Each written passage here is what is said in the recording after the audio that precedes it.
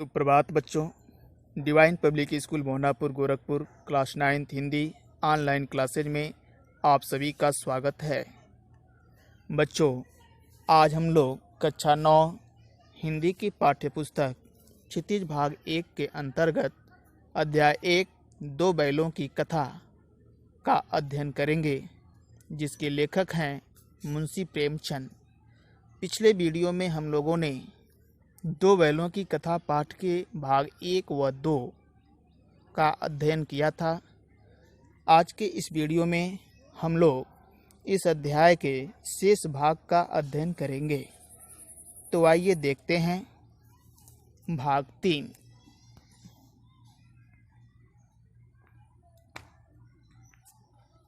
अरे यह क्या, कोई सांड डौंकता चला आ रहा है। हाँ, सांड ही है। वह सामने आ पहुंचा। दोनों मित्र बगलें झांक रहे हैं। सांड पूरा हाथी है, उससे भिड़ना जान से हाथ धोना है, लेकिन न भिड़ने पर भी जान बचती नहीं नजर आती। इन्हीं की तरफ आ भी रहा है। कितनी भयंकर सूरत है। मोती ने मूक भाषा में कहा, बुरे फंसे, जान बचेगी, कोई उपाय सोचो। हीरा ने चिंतित स्वर में कहा, अपने घमंड में भूला हुआ है, आरजू विनती न सुनेगा, भाग क्यों न चलें। अर्थात दोनों मित्र हीरा और मोती ने एक विशालकाय सांड को अपनी ओर आते हुए देखा। वे दोनों घबरा उठे। दोनों मित्र उससे बच निकलने का रास्ता देखने लगे। सांड हाथी की तरह बलवान और विशाल था। भागने पर भी जान न बचती और लड़ते तो भी मारे जाते। दोनों तरह से खतरा था। मोती ने अपनी भाषा में हीरा से कहा, हम दोनों बुरी तरह से फंसे, अब जान न बचेगी। इस संकट से बचने का कोई तरीका ढूंढो। हीरा को चिंता हो गई। वह मोती से कहा कि लड़ना ठीक नहीं होगा, तुम्हारा अकड़ना व्यर्थ है। सांड हमारा शत्रु है और शत्रु में दया की भावना नहीं होती। अनुनय विनय करने पर भी क्षमा नहीं करेगा, बेरहमी से मार डालेगा। भागने में ही भलाई है।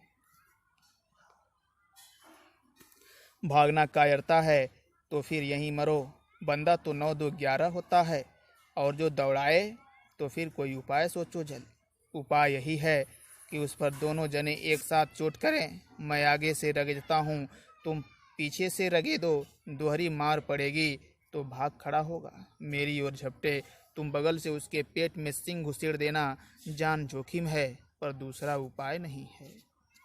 अर्थात मोती भागना कायरता समझता है। वह अपने शत्रु सांड से डरता नहीं है। वह डटकर उसका मुकाबला करना चाहता है, लेकिन हीरा डरा हुआ है। वह भागना चाहता है, मगर भागने से भी जान न बचेगी। मोती को एक उपाय सूझा कि क्यों न हम दोनों एक साथ मिलकर उसका मुकाबला करें। मोती ने हीरा को समझाते हुए कहा, मैं सांड को आगे से खदेड़ कर मारता हूँ, तो तुम पीछे से मारना। जब हम दोनों एक साथ वार करेंगे तो वह अपने आप ही भाग जाएगा। जब वह मुझ पर टूट पड़े तो तुम उसके पेट में अपना सींग चुभो देना। इसके अलावा दूसरा और कोई उपाय नहीं जिससे हम अपने प्राणों की रक्षा कर सकें। दोनों मित्र जान हथेलियों पर लेकर लपके। सांड को भी संगठित शत्रुओं से लड़ने का तजर्बा न था। वह तो एक शत्रु से मल्ल युद्ध करने का आदी था। जो ही हीरा पर झपटा, मोती ने पीछे से दौड़ाया। सांड उसकी तरफ मुड़ा तो हीरा ने रगेदा। सांड चाहता था कि एक एक करके दोनों को गिरा ले, पर ये दोनों भी उस्ताद थे। उसे वह अवसर न देते थे। एक बार सांड झल्लाकर हीरा का अंत कर देने के लिए चला कि मोती ने बगल से आकर पेट में सींग भोंक दिया। सांड क्रोध में आकर पीछे फिरा तो हीरा ने दूसरे पहलू में सींग चुभा दिया। आखिर बेचारा जख्मी होकर भागा और दोनों मित्रों ने दूर तक उसका पीछा किया। यहाँ तक कि सांड बेदम होकर गिर पड़ा, तब दोनों ने उसे छोड़ दिया। अर्थात ऐसा दृढ़ निश्चय कर अपने प्राणों की परवाह किए बिना वे दोनों मित्र एक साथ अपने शत्रु पर टूट पड़े। सांड को एकजुट शत्रुओं से लड़ने का अनुभव न था, वह केवल अकेले शत्रु से ही लड़ना जानता था। जैसे ही वह हीरा पर टूटा, मोती पीछे से खदेड़ा। जब सांड मोती को मारने चला, तब हीरा फिर पीछे से खदेड़ा। वह हीरा और मोती को बारी बारी से मार गिराना चाहता था, लेकिन हीरा और मोती भी कम चालाक नहीं थे। वे दोनों उसको मारने का मौका ही नहीं देते। सांड खींचकर हीरा को जान से मार डालने के लिए दौड़ाया। मोती उसके पेट में अपना सींग चुभो दिया।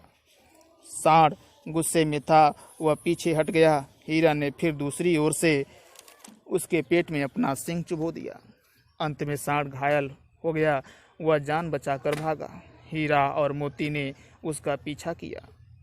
सांड बेहोश होकर धरती पर गिर पड़ा। अधमरा जानकर दोनों वापस आ गए। दोनों मित्र विजय के नशे में झूमते चले जाते थे। मोती ने अपनी सांकेतिक भाषा में कहा, मेरा जी तो चाहता था कि बच्चा को मार ही डालूं। हीरा ने तिरस्कार किया, गिरे हुए बैरी पर सींग न चलाना चाहिए। यह सब ढोंग है। बैरी को ऐसा मारना चाहिए कि फिर न उठे। अब घर कैसे पहुंचेंगे वह सोचो, पहले कुछ खा लें तो सोचें। सामने मटर का खेत था ही, मोती उसमें घुस गया। हीरा मना करता रहा, पर उसने एक न सुनी। अभी 2 ही 4 ग्रास खाए थे कि 2 आदमी लाठियां लिए दौड़ पड़े और दोनों मित्रों को घेर लिया। हीरा तो मेड़ पर था, निकल गया।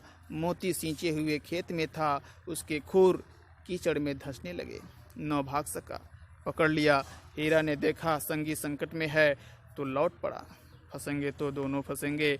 रखवालों ने उसे भी पकड़ लिया। प्रातःकाल दोनों मित्र कांजी हाउस में बंद कर दिए गए। अर्थात जब दोनों मित्र हीरा और मोती ने अपने शत्रु को परास्त कर दिया, उसे मार भगाया, तब उनके जीत की खुशी का ठिकाना न रहा। वे खुशी से फूल उठे। मोती सांड को जान से ही मार डालना चाहता था। हीरा ने मोती को समझाया कि हारे हुए शत्रु पर वार नहीं किया जाता। मोती हीरा के इस बात से सहमत नहीं हुआ। उसे यह पाखंड लगा। वह तो शत्रु को मौत के घाट उतार देना ही उचित समझता था। हीरा ने मोती से मालिक के घर तक जाने का रास्ता जानना चाहा, तो उसे पता चला कि मोती को भूख लगी है। मोती ने सामने मटर का खेत देखा। हीरा के मना करने पर भी वह उसमें घुसकर मटर चरने लगा। अभी मटर चरना शुरू ही किया था कि तभी 2 आदमी जिनके हाथ में लाठियां थीं, उन दोनों मित्रों को घेर लिया। हीरा खेत के किनारे मेड़ पर था, भाग निकला, परंतु मोती पकड़ लिया गया, क्योंकि वह जिस मटर के खेत में था उस खेत की सिंचाई की गई थी। वह उस सींचे हुए खेत की कीचड़ में फंस गया था, भाग नहीं पाया। हीरा अपने मित्र को विपत्ति में फंसा देखा तो वह भी वापस उसके पास आ गया और पकड़ लिया गया। वह विपत्ति में फंसे अपने मित्र मोती को अकेला नहीं छोड़ा। सुबह के समय दोनों मित्र हीरा और मोती कांजी हाउस यानी मवेशी खाना में थे।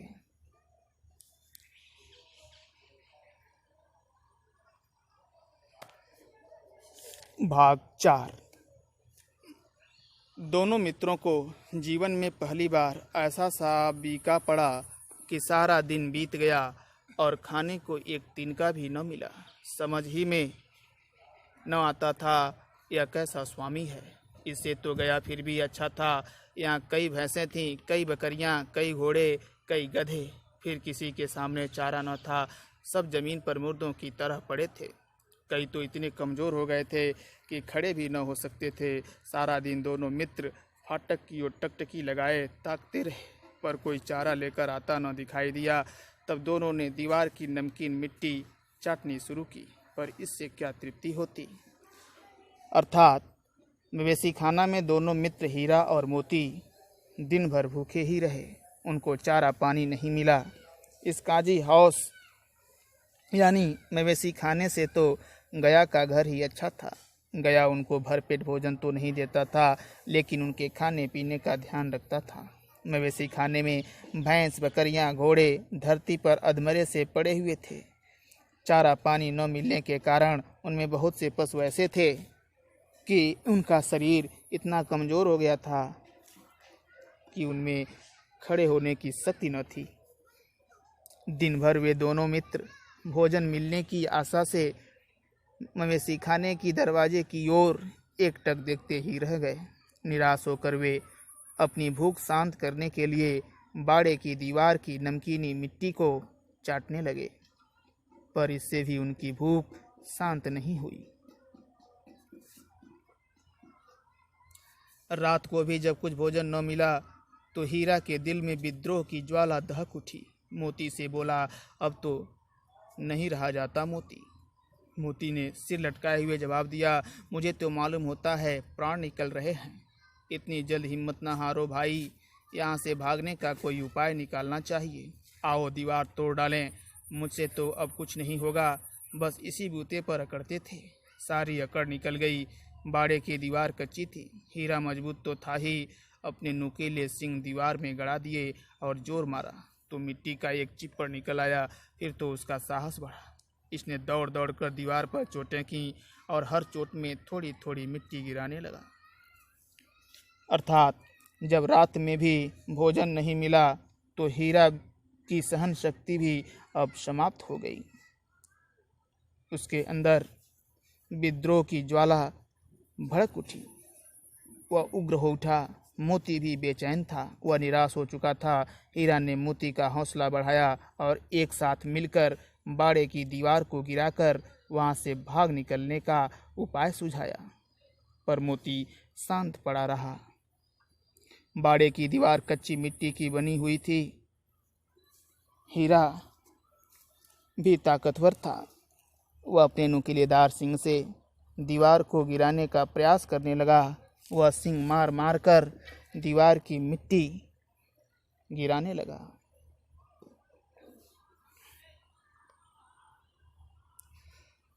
उसी समय काजी हाउस का चौकीदार लालटेन लेकर जानवरों की हाजिरी लेने निकला। हीरा का उजटपन देखकर उसने उसे कई डंडे रसीद किए और मोटी सी रस्सी से बांध दिया। मोती ने पड़े पड़े कहा, आखिर मार खाई क्या मिला? अपने बूते भर जोर तो मार दिया। ऐसा जोर मारना किस काम का कि और बंधन में पड़ गए। जोर तो मारता ही जाऊंगा, चाहे कितने ही बंधन पड़ते जाएं, जान से हाथ धोना पड़ेगा। कुछ परवाह नहीं, यूं भी तो मरना ही है। सोचो, दीवार खुद जाती तो कितनी जानें बच जाती। इतने भाई यहाँ बंद हैं, किसी की देह में जान नहीं है। 2-4 दिन और यही हाल रहा तो सब मर जाएंगे। अर्थात गया दीवार को गिराने का प्रयास कर ही रहा था, तभी उस काजी हाउस यानी मवेशी खाने का चौकीदार लालटेन लेकर उसमें बंद किए गए पशुओं की हाजिरी लेने आ गया। हीरा के इस शरारत को देखकर लाठी से उसकी खूब पिटाई की, फिर पकड़कर मोटी रस्सी से बांध दिया। अपने मित्र हीरा का यह बुरा हाल देखकर मोती खींचकर कहा, तुम बुरे फंसे, तुमको दीवार गिराने की जरूरत ही क्या थी? पर हीरा हार मानने वाला नहीं था। उसका हौसला कम नहीं हुआ। दीवार को तोड़कर ही रहूँगा, चाहे इसके लिए जान ही क्यों न चली जाए। अगर दीवार को तोड़कर गिराया नहीं गया तो जितने भी अपने बंधु यहाँ फंसे हुए हैं यानी पशु, सब के सब मर ही जाएंगे। हाँ, यह बात तो है। अच्छा तो ला, फिर मैं भी जोर लगाता हूँ। मोती ने भी दीवार में उसी जगह सींग मारा। थोड़ी सी मिट्टी गिरी और फिर हिम्मत बढ़ी। फिर तो वह दीवार में सींग लगाकर इस तरह जोर करने लगा मानो किसी प्रतिद्वंदी से लड़ रहा है। आखिर कोई 2 घंटे की जोर आजमाई के बाद दीवार ऊपर से लगभग 1 हाथ गिर गई। उसने दूनी शक्ति से दूसरा धक्का मारा तो आधी दीवार गिर पड़ी। अर्थात मोती भी जोश में आ गया। वह भी अपने सींग से दीवार को तोड़कर गिराने का प्रयास करने लगा। वह दीवार पर अपना सींग इस तरह मार रहा था जैसे सामने खड़ा कोई शत्रु हो। आखिरकार 2 घंटे तक ताकत आजमाने के बाद ऊपर से एक हाथ दीवार टूट गया। फिर दूसरी बार जब दुगनी ताकत लगाकर दीवार पर सींग मारा तो आधी दीवार गिर गई। दीवार का गिरना था कि अधमरे से पड़े हुए सभी जानवर चेत उठे। तीनों घोड़ियां सरपट भाग निकलीं, फिर बकरियां निकलीं, इसके बाद भैंसें भी खिसक गईं, पर गधे अभी तक ज्यों के त्यों खड़े थे। हीरा ने पूछा, तुम दोनों क्यों नहीं भाग जाते? एक गधे ने कहा, जो कहीं फिर पकड़ लिए जाएं। तो क्या हरज है, अभी तो भागने का अवसर है। हमें तो डर लगता है, हम यहीं पड़े रहेंगे। आधी रात से ऊपर जा चुकी थी। दोनों गधे अभी तक खड़े सोच रहे थे कि भागें या न भागें, और मोती अपने मित्र की रस्सी तोड़ने में लगा हुआ था। जब वह हार गया तो हीरा ने कहा, तुम जाओ, मुझे यहीं पड़ा रहने दो, शायद कहीं भेंट हो जाए। मोती ने आंखों में आंसू लाकर कहा, तुम मुझे इतना स्वार्थी समझते हो हीरा? हम और तुम इतने दिनों एक साथ रहे हैं, आज तुम विपत्ति में पड़ गए तो मैं तुम्हें छोड़कर अलग हो जाऊं? अर्थात दीवार गिरते ही बाड़े में जितने भी अधमरे पशु थे वे सब के सब उठ खड़े हुए। सबसे पहले 3 घोड़ियां भागीं, फिर बकरियां और सबसे अंत में भैंसें भागीं, किंतु गधे अपने स्थान पर खड़े के खड़े ही रह गए। वे फिर से पकड़े जाने के डर से भागने का नाम ही नहीं ले रहे थे। आधी रात बीत गई थी। दोनों गधे अभी तक भागे नहीं, सोचते विचारते ही रह गए। मोती विपत्ति में फंसे अपने मित्र हीरा को रस्सी तोड़कर बचाने में लगा हुआ था। जब रस्सी तोड़ते तोड़ते मोती भी थक गया, तब हीरा को मोती की चिंता हो गई। वह उसे वहां से भाग जाने के लिए कहा, क्योंकि वह अपने मित्र मोती को संकट में नहीं डालना चाहता था। मोती का हृदय करुणा से भर गया। वह रोते हुए कहने लगा, मैं उन स्वार्थी मित्रों में से नहीं हूँ जो तुमको विपत्ति में अकेला छोड़कर चला जाऊंगा। तुमने हमेशा मेरा साथ दिया है, मैं भी तुम्हारे साथ रहूंगा। तुम मरोगे तो मैं भी मरूंगा। हीरा ने कहा, बहुत मार पड़ेगी, लोग समझ जाएंगे यह तुम्हारी शरारत है। मोती गर्व से बोला, जिस अपराध के लिए तुम्हारे गले में बंधन पड़ा, उसके लिए अगर मुझ पर मार पड़े तो क्या चिंता। इतना तो हो ही गया कि 9-10 प्राणियों की जान बच गई, वे सब तो आशीर्वाद देंगे। यह कहते हुए मोती ने दोनों गधों को सींगों से मार मार कर बाड़े के बाहर निकाला और तब अपने बंधु के पास आकर सो रहा।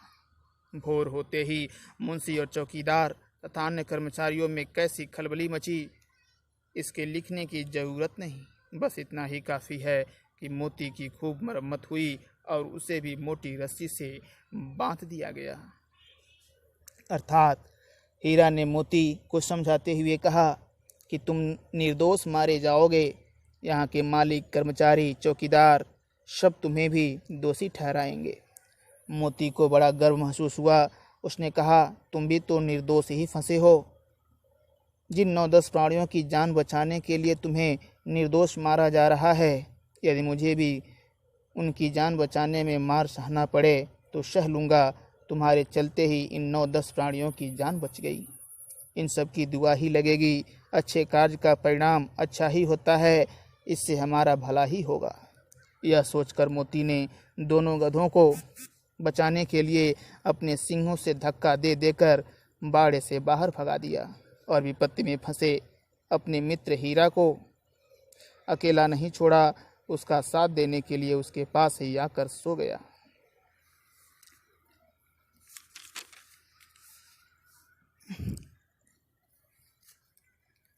सुबह के समय जब मुंशी, पहरेदार और काम करने वाले नौकर मवेशी खाना पहुँचे तो देखा कि पूरा का पूरा मवेशी खाना ही खाली है। सभी पशु भाग निकले थे। सब समझ गए कि इसमें अवश्य ही मोती का कोई चाल है।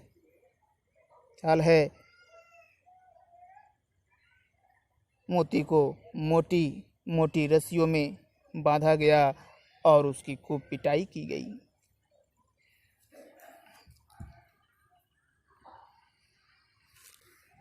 भाग 5। एक सप्ताह तक दोनों मित्र वहां बंधे पड़े रहे।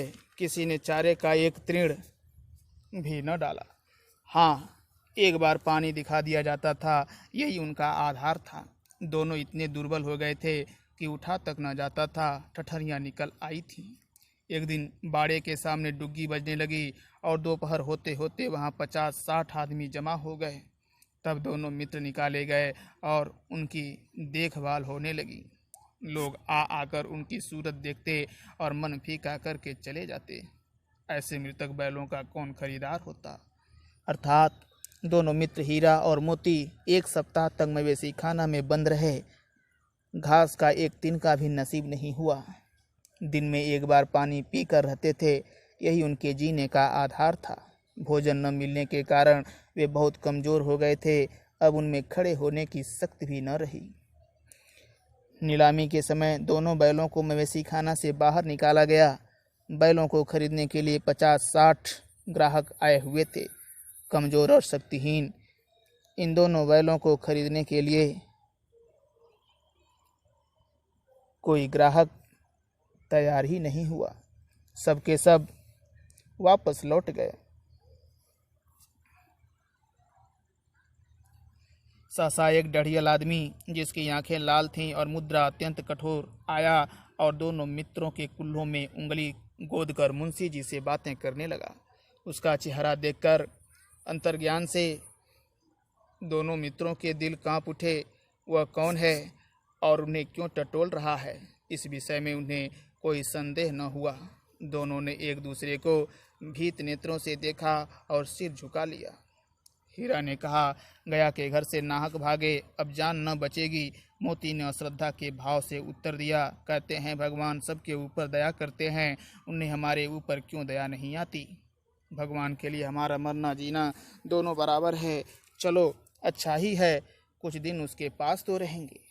एक बार भगवान ने उस लड़की के रूप में हमें बचाया था, क्या अब न बचाएंगे। यह आदमी छुरी चलाएगा, देख लेना। तो क्या चिंता है, मांस, खाल, सिंग, हड्डी सब किसी न किसी काम आ जाएंगे। अर्थात अचानक उसी समय लाल लाल आंखों वाला एक निर्दयी कसाई आया। हीरा और मोती के कुल्लों में अपनी अंगुली गड़ाकर टटोलने लगा। मुंशी से उन बैलों का मोल भाव करने लगा। चेहरे को देखकर दोनों मित्र समझ गए, यह आदमी कसाई है। दोनों मित्र डर के मारे कांपने लगे। हीरा और मोती ने एक दूसरे की ओर भयभीत नजरों से देखा, फिर अपना सिर नीचे कर लिया, सीधे खड़े हो गए।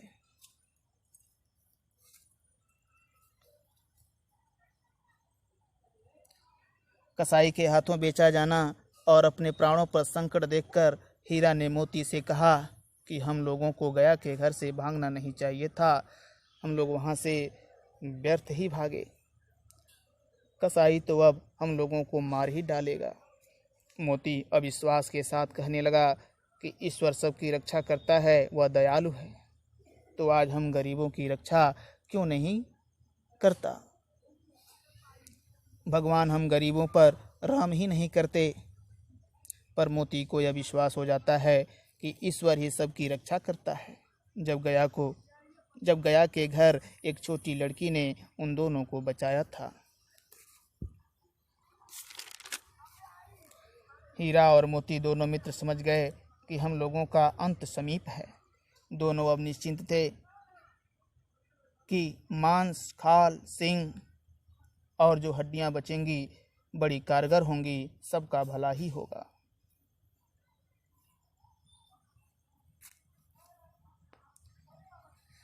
नीलाम हो जाने के बाद दोनों मित्र उस दड़ियल के साथ चले। दोनों की बोटी बोटी कांप रही थी। बेचारे पांव तक न उठा सकते थे, पर भय के मारे गिरते पड़ते भागे जाते थे, क्योंकि वह जरा भी चाल धीमी हो जाने पर जोर से डंडा जमा देता था।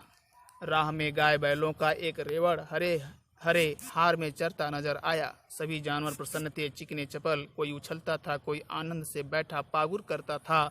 कितना सुखी जीवन था इनका, पर कितने स्वार्थी हैं सब। किसी को चिंता नहीं कि उनके दो भाई बधिक के हाथ पड़े कैसे दुखी हैं। अर्थात नीलामी के बाद वे दोनों मित्र हीरा और मोती उस कसाई के साथ चलने लगे। दोनों का अंग अंग कांप रहा था, वे चल नहीं पा रहे थे।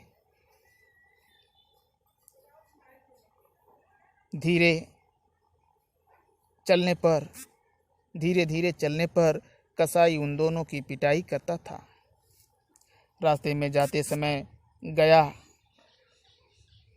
गाय और बैलों का एक झुंड मिला, जो एक चरागाह में हरे हरे घास चर रहे थे। वे सभी पशु देखने में सुंदर और प्रसन्न लग रहे थे। उनमें से कुछ पशु उछल कूद मचा रहे थे तो कुछ मस्ती से बैठकर जुगाली कर रहे थे। सब अपने अपने में मस्त थे, उनको दूसरों के दुख की चिंता ही नहीं थी। इन दोनों बैलों के दुख को देखकर किसी भी पशुओं में तनिक भी छटपटाहट या पीड़ा नहीं हुई।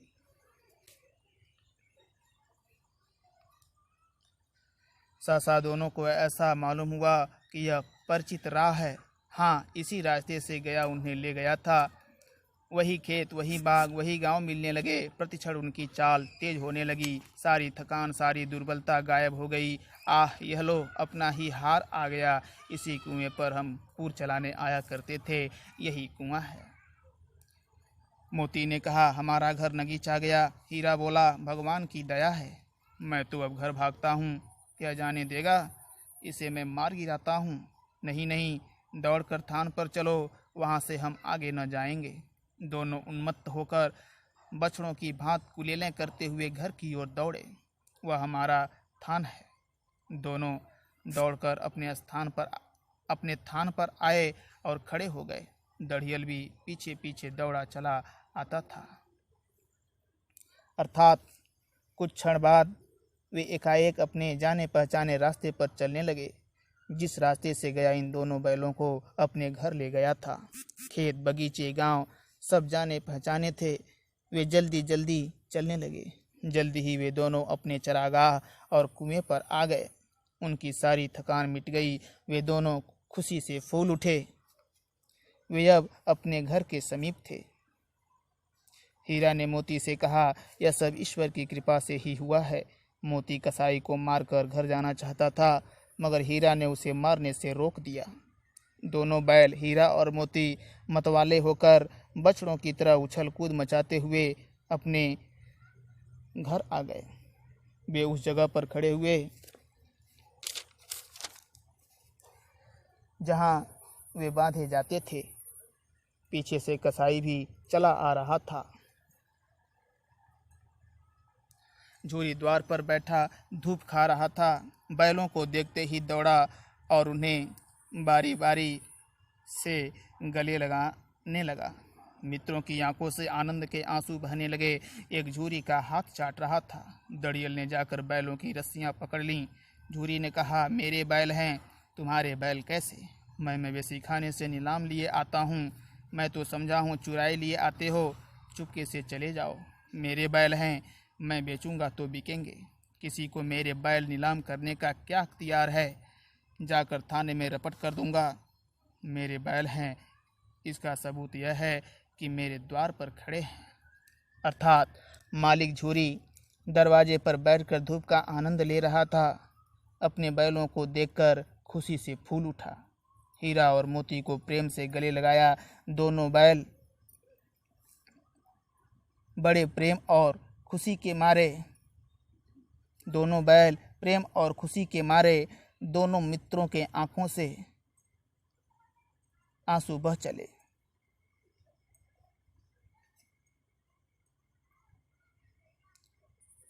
उनमें से एक अपने मालिक का हाथ चाटने लगा। अचानक दड़ियल यानी कसाई ने आकर बैलों की रस्सियां पकड़ ली। झूरी ने उन दोनों को अपना बैल बताया तो दड़ियल जोर जबरदस्ती करने लगा।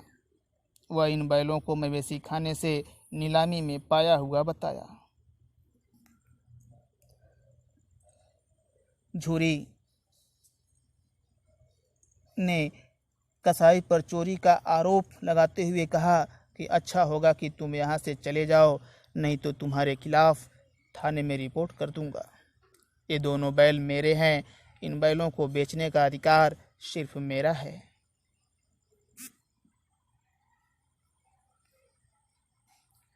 दड़ियल झल्लाकर बैलों को जबरदस्ती पकड़ ले जाने के लिए बढ़ा। उसी वक्त मोती ने सींग चलाया। दड़ियल पीछे हटा, मोती ने पीछा किया।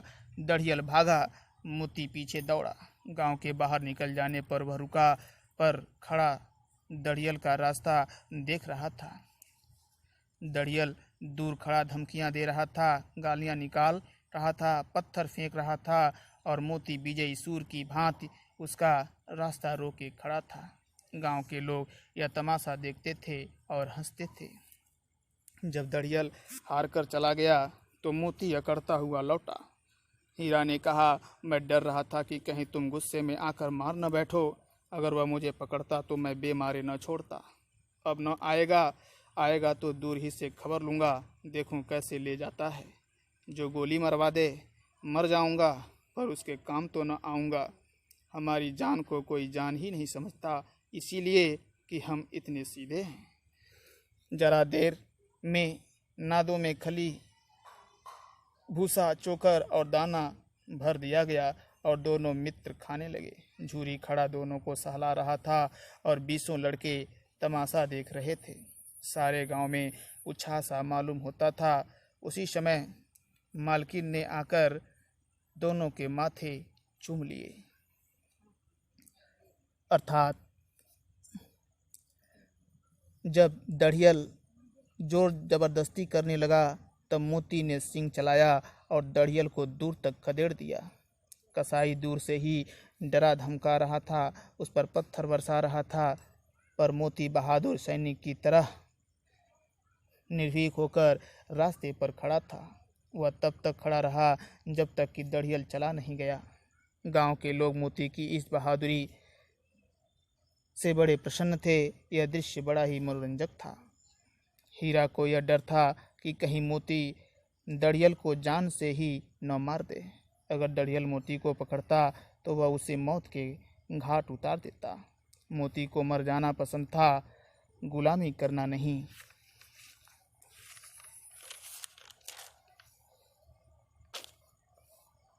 सीधेपन के कारण ही लोग हम पर अत्याचार करते हैं, सीधेपन का फायदा उठाते हैं।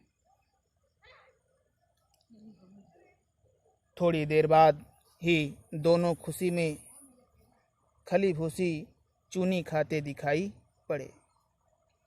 मालिक झूरी बड़े प्यार से उन दोनों के शरीर पर अपना हाथ फेर रहा था। 20 की संख्या में लड़कों की भीड़ उनकी यह लीला देख रही थी। गांव में चारों तरफ आनंद ही आनंद छा गया था। तभी घर की मालकिन ने भी आकर दोनों को चूम लिया। ओके स्टूडेंट्स, आज के लिए बस इतना ही। फिर मिलेंगे अगले वीडियो में। तब तक के लिए विदा लेते हैं। धन्यवाद।